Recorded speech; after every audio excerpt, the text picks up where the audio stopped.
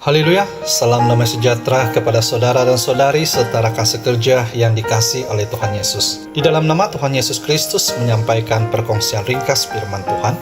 Pagi ini menggunakan nas dalam Injil Matius pasal 26 ayat 41 untuk saling mendorong. Ayat 41, berjaga-jagalah dan berdoalah supaya kamu jangan jatuh ke dalam pencobaan. Roh memang penurut tetapi daging lemah. Nas ini merupakan nasihat Tuhan Yesus kepada 3 orang muridnya di Taman Getsemani.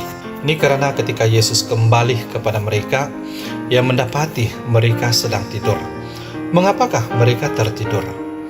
Berdasarkan catatan dalam Injil Lukas pasal 22 ayat 45, di situ menjelaskan mereka tertidur karena duka cita.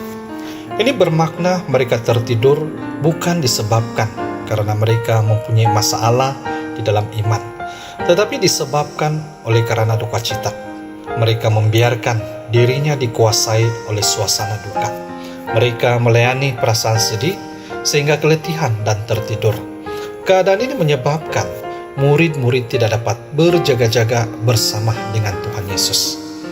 Keadaan yang terjadi kepada murid Tuhan Yesus mengingatkan kita hari ini bahwa duka cita yang melampau akan membuatkan seseorang keletihan dan kehilangan kekuatan fisikal serta kehilangan kewaspadaan.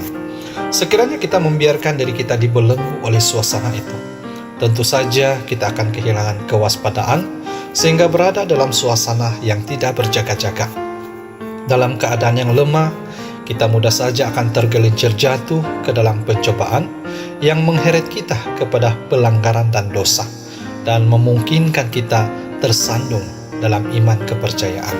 Oleh itu, melalui nasihat Tuhan Yesus dalam Injil Matius pasal 26 ayat 41 mengajarkan kepada kita 2 perkara yang perlu dalam menjalani kehidupan seharian supaya kita tidak jatuh ke dalam pencobaan.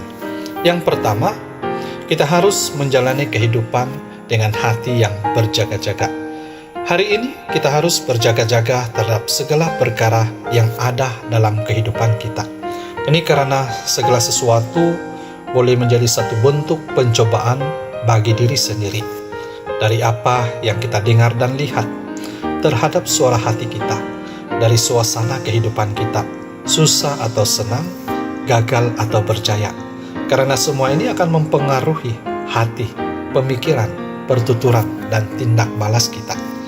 Tetapi dengan adanya hati yang berjaga-jaga, kita dapat mengendalikan diri kita dari pencobaan, sehingga dapat memancarkan hidup.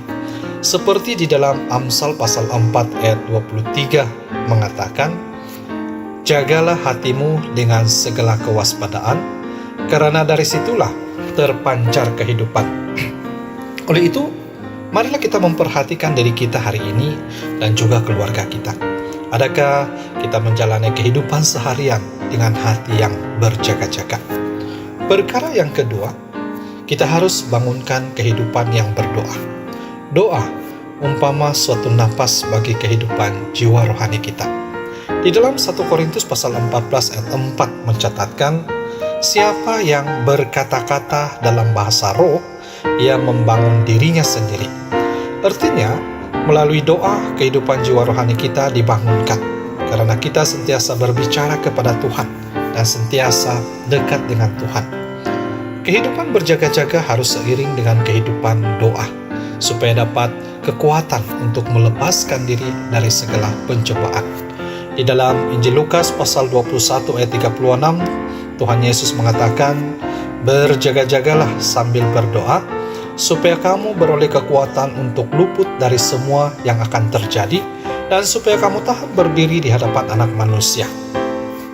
Sebagai manusia, kita sangat lemah karena daging lemah.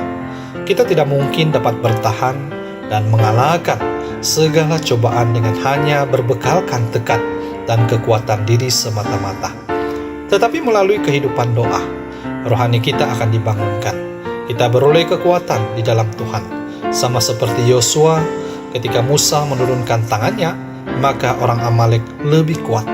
Tetapi dengan tangan yang tetap terangkat sampai matahari terbenam, Yosua berjaya mengalahkan orang Amalek. Oleh itu hari ini, tidak kira dimanapun kita berada, Walau bagaimanapun situasi yang melanda kita, janganlah kita kehilangan kewaspadaan. Marilah bersama bangunkan suatu kehidupan yang berjaga-jaga dan berdoa sampai Tuhan Yesus datang kembali. Semoga kasih karunia dan damai sejahtera Tuhan Yesus memelihara kita semua. Haleluya.